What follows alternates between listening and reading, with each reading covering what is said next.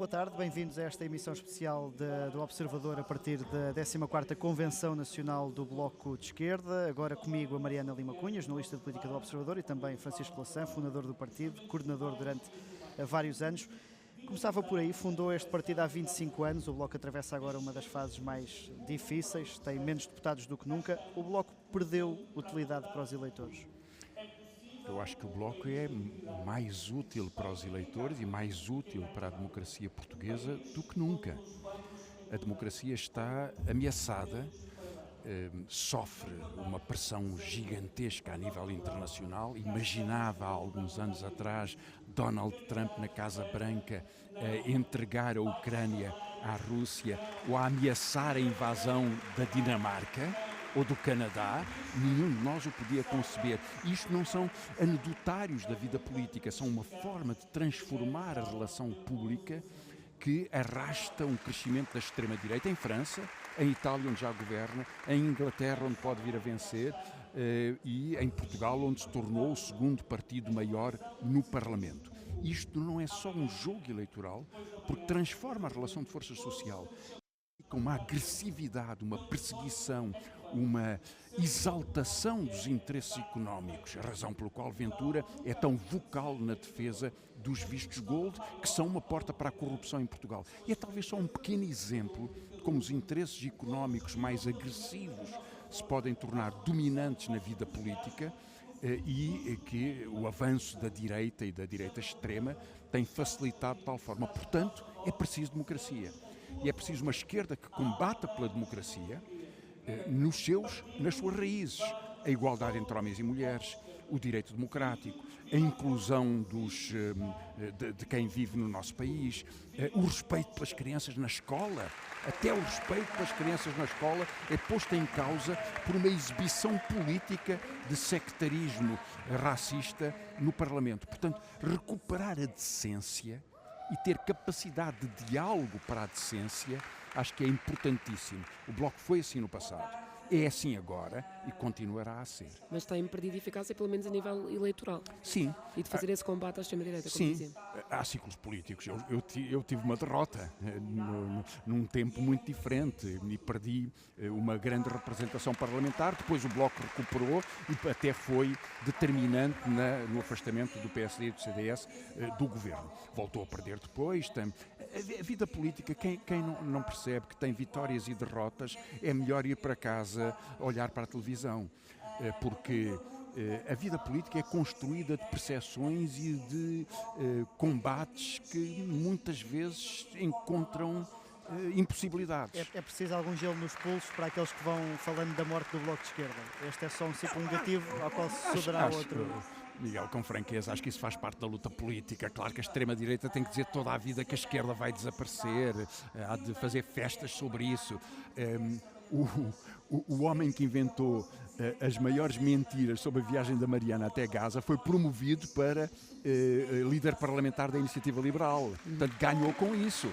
Portanto, isto resulta dentro de um mundo em que a mentira, a agressividade e a violência se tornam galões. Agora, recuperar o sentido da decência. Quem é que pode conversar com os partidos de esquerda para que haja alianças autárquicas? O Bloco fez.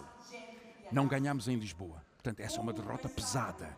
Mas queremos continuar a salvar Lisboa desta agressividade que é o alojamento local. Em Santa Maria Maior, 61% das casas dos alojamentos clássicos são alojamentos locais. Também está a fazer falta ao Bloco ter parceiros que queiram falar à esquerda. Bem, tivemos alianças autárquicas com o LIVRE, houve uma grande coligação em Lisboa, foi uma pena o PCP não querer aceitar, e é uma irresponsabilidade, na minha opinião, mas os caminhos vão-se fazendo também com aprendizagens comuns.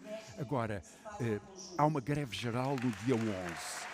É a primeira greve geral em muitos anos em que temos uma unidade entre as duas centrais. E quanto combatemos para que fosse possível uma greve que exprimisse a unidade dos trabalhadores, incluindo daqueles que são independentes ou daqueles que não têm sindicato, porque se um jovem que não tem um contrato permanente nunca na vida vai poder vir a ter outra coisa que não o trabalho precário, lutar por esses jovens é aquilo que tem que fazer forte a esquerda. Essa greve geral é uma das oportunidades para tentar dar aqui um bocadinho essa volta É um à momento situação. de unidade. Ela não é uma iniciativa partidária. Sim. É uma iniciativa que cruza, espero eu, todas as sensibilidades da esquerda e de outras pessoas. Eu vi trabalhadores sociais-democratas a apoiarem a greve geral e aplaudo-os. Aplaudo-os. Porque é preciso que o sentido da exigência da defesa do salário, que hoje não dá para pagar uma casa, seja protegido como um suporte da democracia. Como é que nós vamos viver? Como é que vamos viver? As respostas a isso é o que a esquerda tem que contribuir para dar. E eu acho que é tornando-se um ponto de referência para os diálogos desses movimentos, para as propostas e, sobretudo, para um horizonte, para uma ideia de que o socialismo tem que ser uma realidade, pode ser uma realidade. Nós não temos que viver num mundo em que um Elon Musk pode vir a ganhar $1 trilhão. Mas deixe-me perguntar-lhe, porque já falou dos ataques e da retórica da extrema-direita, conhece obviamente muito bem Mariana Mortágua, já disse que ela foi vítima de ataques sem precedentes enquanto líder. Ela, à chegada a esta convenção, dizia que cometeu erros, mas que esses não terão sido determinantes para o momento do Bloco. Esta liderança não tem essas culpas próprias a assumir? Qualquer liderança que sofreu uma derrota eleitoral reconhece essa derrota eleitoral e percebe que não conseguiu, nesse contexto, entusiasmar os eleitores. Mas que não é só uma questão de conjuntura? Com certeza que não, porque o Partido Socialista hoje, nas eleições presidenciais, aparece a 10%. Entendamos, já o tinha dito ali aos seus colegas, se houver quem quer que seja na esquerda que pretenda que está contente com a sua vidinha, está a viver um filme enganado. Nós temos uma vaga de terror político, de pressão comunicacional, de destruição do bom senso, de banalização da mentira. Pelo lado do Bloco. E eu estou a responder nesse sentido. Claro que a Mariana foi o primeiro alvo dessa campanha, porque é uma mulher. E porque é uma mulher jovem e porque é uma mulher combativa. E como bem sabem na profissão, qualquer mulher que tenha opinião é atrevida. Qualquer mulher que enfrente uma adversidade é histérica. E essa profundíssima cultura que existe entre nós e que a extrema-direita recupera e que, aliás, endeusa, foi o que foi usada pelas redes sociais. Basta ver o número de pessoas que queriam a morte da Mariana. Mas o único problema da liderança da Mariana Mortágua foi acumular esses anticorpos em demasia e com isso ficar impossível de passar a mensagem do partido? Não diria assim, porque acumular anticorpos não é uma responsabilidade da própria pessoa, mas enfrentá-los é. E enfrentá-los, o Bloco tem que ter uma capacidade de combate muito maior contra todas as ideias racistas em Portugal, ou contra todas as ideias antifeministas, ou contra todas as ideias de amesquinhamento das mulheres, ou contra todas as ideias da redução da democracia. Esse combate nós somos ainda fracos, precisamos de muitíssimo mais. E isso é uma das razões para que haja muitos diálogos entre a esquerda, ou como o José Manuel Pureza provou na questão da morte assistida, com gente que, do Francisco Balsemão ao Rui Rio, estavam disponíveis para fazer um combate por uma ideia civilizacional. Eu acho que é um orgulho para a história do José Manuel Pureza e do Bloco, na verdade, o João Semedo fez isso também, foram os dois, que tivesse havido uma aliança tão ampla. E essa, na verdade, é a nossa história. Alguém me perguntava no outro dia, você diz isto, assim. Eu escrevi um artigo com o Freitas do Amaral, fundador do CDS, sobre a defesa da democracia contra os seus ataques na América Latina e pelo trumpismo. E tenho orgulho nisso. Não podia haver pessoas mais diferentes da história política do que eu e o fundador do CDS. Mas acha que o Bloco não tem perdido essa capacidade de diálogo? Não. Porque a imagem do Bloco não é hoje a de um partido um bocadinho mais fechado? Não creio. Enfim, haverá opiniões sobre isso, mas o exemplo que eu lhe estou a dar sobre a morte assistida é recentíssimo. O que houve na campanha eleitoral foi uma grande dificuldade em mostrar a utilidade prática de propostas de combate, como congelar as rendas ou reduzir, ou taxar os milionários para conseguir recursos. Como viu em Nova Iorque, isso foram exatamente os centros daquela campanha. E em Portugal é verdade que não foi. E aí o Bloco tem responsabilidades. Exprimir a ideia de que há uma taxa sobre as residências de luxo que paga pensões já é ganha por nós. É a lei Mortágua. Mas exprimir a ideia de que uma taxa sobre os lucros excessivos, sobre as rendas financeiras, sobre as grandes fortunas, permite investir em creches gratuitas onde as pessoas possam ter as suas crianças, é uma força que nos faltou. faltou-nos concretizar, faltou-nos ir mais ao concreto. E desse ponto de vista, esta campanha eleitoral foi uma derrota, porque não conseguiu enfrentar e convencer. E esse trabalho tem que ser retomado, tem que ser relançado. O que José Manuel Pureza agora pode acrescentar é esta capacidade adicional de diálogo, quer seja a nível político ou partidário, quer seja com os movimentos sociais, com as causas a que o Bloco se sempre associou. Pode certamente fazê-lo. Repare, nós temos uma particularidade que é depois de 18 de janeiro, da segunda volta, não temos eleições em Portugal durante algum tempo. Bom para o Bloco se organizar. Para que a política ganhe profundidade. Nós precisamos de mais estruturas setoriais, de mais estruturas territoriais, de mais preparação autárquica, de mais colaboração em movimentos, mas vai haver um grande movimento que vai continuar para proteger o povo de Gaza contra a barbárie. E vai haver um grande movimento pela habitação. A habitação será uma questão decisiva da organização da vida das pessoas. O salário hoje é decidido pela habitação, pelo custo da habitação. Se um privilegiado teve a sorte, se alguém teve a sorte de herdar uma casa dos avós, pode viver na sua cidade. Senão não pode. Não pode. Há uma ruptura geracional que tem enormes consequências sociais e só estamos no princípio disso. Portanto, haver um grande movimento que se constitua nessa base é um enorme desafio para a esquerda toda. Mas aqui, o Bloco de Esquerda que trata de dar o ponto de partida e estabelecer essas relações. Portanto, há muito a fazer desse ponto de vista. Porque tem referido a questão da juventude, de ser preciso ir repescar os jovens que são maioritariamente de extrema-direita. Não seria teoricamente mais fácil a Mariana Mortágua, com um perfil mais jovem, conseguir ir buscar esses jovens do que propriamente José Manuel Pureza, que é alguém mais experiente? São dois perfis diferentes e as representações são olhadas de formas diferentes por pessoas diferentes. A Mariana tem um grande apoio, sobretudo entre mulheres jovens, e manteve-o. José Manuel Pureza será mais transversal em outras, mas o Bloco não é só uma cara e uma voz. Tem o seu porta-voz, mas quando a Andréa Galvão esteve no Parlamento, e ele voltará, e que tem 25 anos, e que provou ser uma deputada extraordinária, isso demonstra que tem uma capacidade de, nas várias formas como o Bloco intervém, de chegar a pessoas e de as fazer representar. Mas um partido tem que ser isso. Tem que ser uma representação diversa, plural, intensa. Tem que haver protagonistas culturais, tem que haver gente que inventa discurso nas redes sociais, tem que haver toda essa diversidade. O Bloco tem que procurar esses terrenos todos em que marque a sua cunha.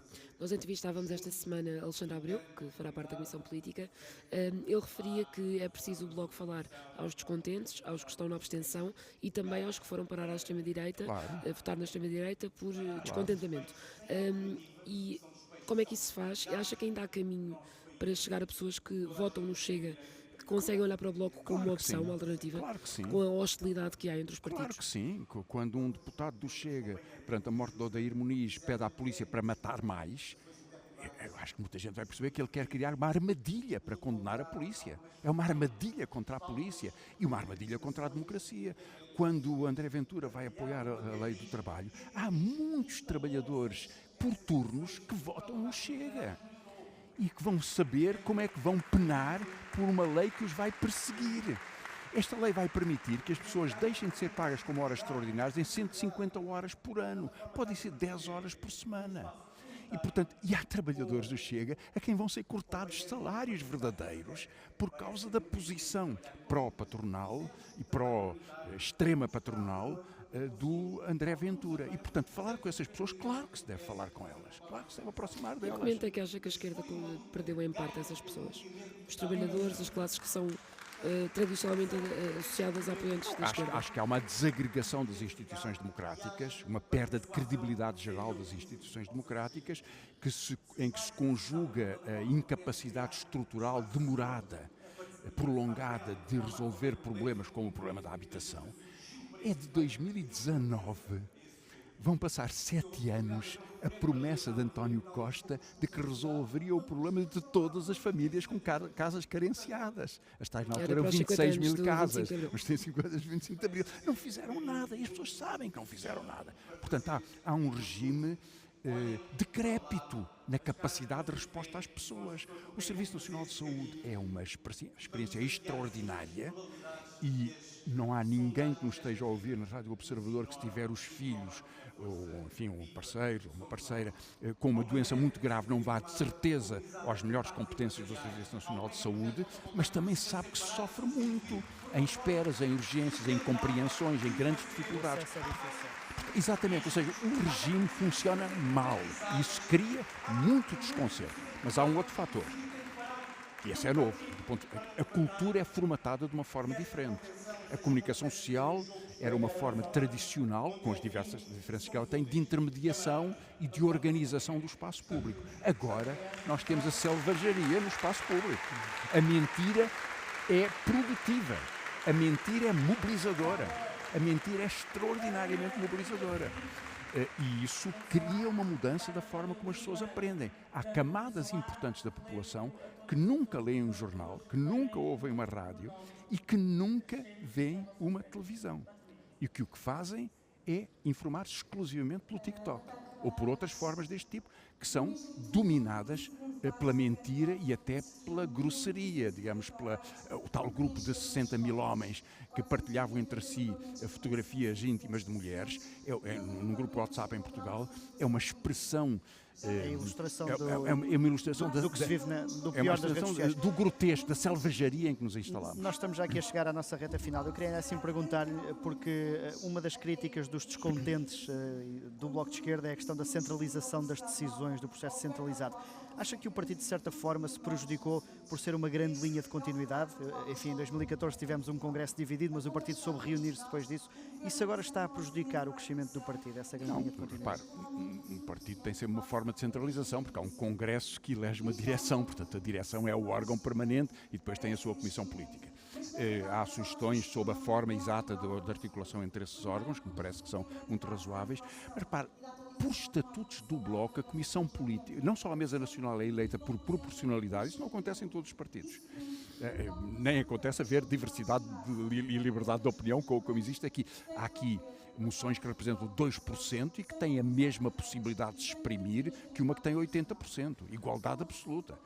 E são eleitas na proporcionalidade, na Mesa Nacional, na Comissão Política. Portanto, a diversidade... Fica mais ou menos como o Executivo Municipal. Integra não só quem ganha, mas também quem fica sim, para trás. Se quiser comparar assim, sim, é por eleições proporcionais. Mas isso tem uma vantagem para o Bloco. É que se aprende com essa diversidade, que é crítica. E muitas vezes muito crítica, e ainda bem, é extraordinário que assim seja. Agora, um partido tem também um porta-voz, tem também uma representação. Porque... Aqui há algumas correntes que dizem que não devia ter coordenador. Bom, nesse caso quem falava pelo partido era escolhido pela comunicação social, não é? Era a televisão que convidava esta pessoa ou aquela e determinava como é que o partido existia. Não, o partido deve ter uma voz e deve ter muitas vozes, deve ter muita capacidade de expressão. E, portanto, o que deve ter, mas mais do que tudo, mais do que aspectos da organização, que são talvez até menos importantes para os ouvintes da vossa rádio, é que ela deve ter uma ideia central. Deve responder pelo país, o que é que queremos ao país. E a ideia de que o salário, a casa, a garantia da segurança do hospital, da segurança da vida, é uma base de partida para a democracia. A democracia existe forte quando nós acreditamos que o nosso salário nos permite trabalhar, qualificar, usar o nosso talento e viver. E constituir a nossa vida. E que temos a segurança perante a incerteza que possa ser o hospital e temos a habitação resolvida. Portugal é hoje o pior país da Europa do ponto de vista da habitação. As nossas casas são mais caras em Lisboa ou no Porto do que em Madrid ou em grande parte de Paris. Talvez a zona dos Campos Elíseos possa ultrapassar a zona da Avenida da Liberdade, mas no conjunto da cidade tenho a certeza que é mais fácil alugar uma casa em Paris do que em Lisboa. É impossível. Isto tem um custo tremendo para nós, que é levar uma geração inteira a não acreditar no seu país. E, portanto, a criar uma espécie de acumulação financeira. Enfim, Moedas fez uma promessa e agora vai duplicar a possibilidade de criação de novos alojamentos locais. São hospitais, constituem 50, são hotéis, 50 novos hotéis durante um ano. Passear pelo centro das nossas cidades, ouvir alguém falar português, é um problema, é difícil. É bom termos turismo, mas o turismo está, como escolha estratégica da economia nacional, a destruir a nossa capacidade de viver como comunidade. Nós temos que existir como um país aberto, tolerante, alegre, que gosta de ouvir línguas diferentes, que gosta de ver pessoas diferentes, mas que existe como comunidade e que se expressa como comunidade. Perder isso é perder a confiança da democracia. Só fazer uma pergunta para fechar e a voltar a recuperar as palavras de Alexandre Abreu, que eu já tinha citado aqui, porque ele dizia a certa altura que o Bloco, defendendo, enfim, os valores democráticos, o diálogo político como existiu até certa altura e deixou de existir, é associado quase a um partido que está dentro do sistema por oposição a partidos de protesto que estão fora do sistema. Isso é um problema. O Bloco é visto agora como uma espécie de força do sistema, não é eu dou-lhe a minha partido opinião. tão de protesto como já foi. Todos os partidos estão dentro do sistema, se estão dentro do Parlamento. Se apresentam eleições, elejam ou não elejam, estão dentro do sistema. Pode prejudicar depois os eleitores mais descontentes ou mais revoltados, não é?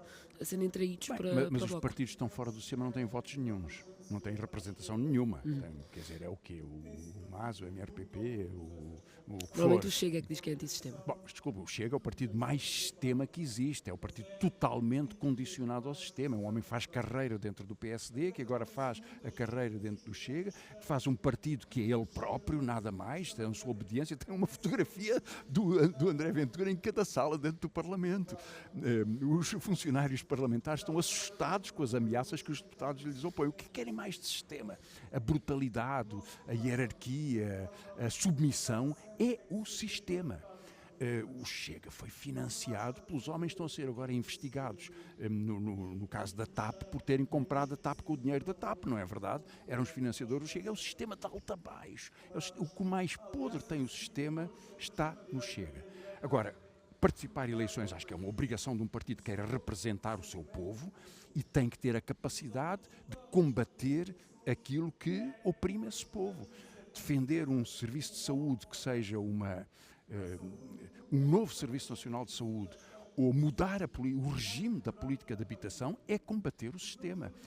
O que a Mariana Mortágua conseguiu com os 1.000 milhões de euros da lei que tributa o património de luxo é usar um instrumento do sistema para combater o sistema e para defender quem tem que ser protegido. São pensões que foram pagas. Isso não deve ser menorizado no papel do Bloco, sobretudo nos últimos tempos. Francisco Louçã, muito obrigado pela disponibilidade para se juntar a nós nesta emissão especial da Rádio Observador. Aqui na Convenção Nacional do Bloco de Esquerda, durante a tarde teremos ainda mais espaço para entrevistas com dirigentes antigos e atuais sobre o futuro do partido.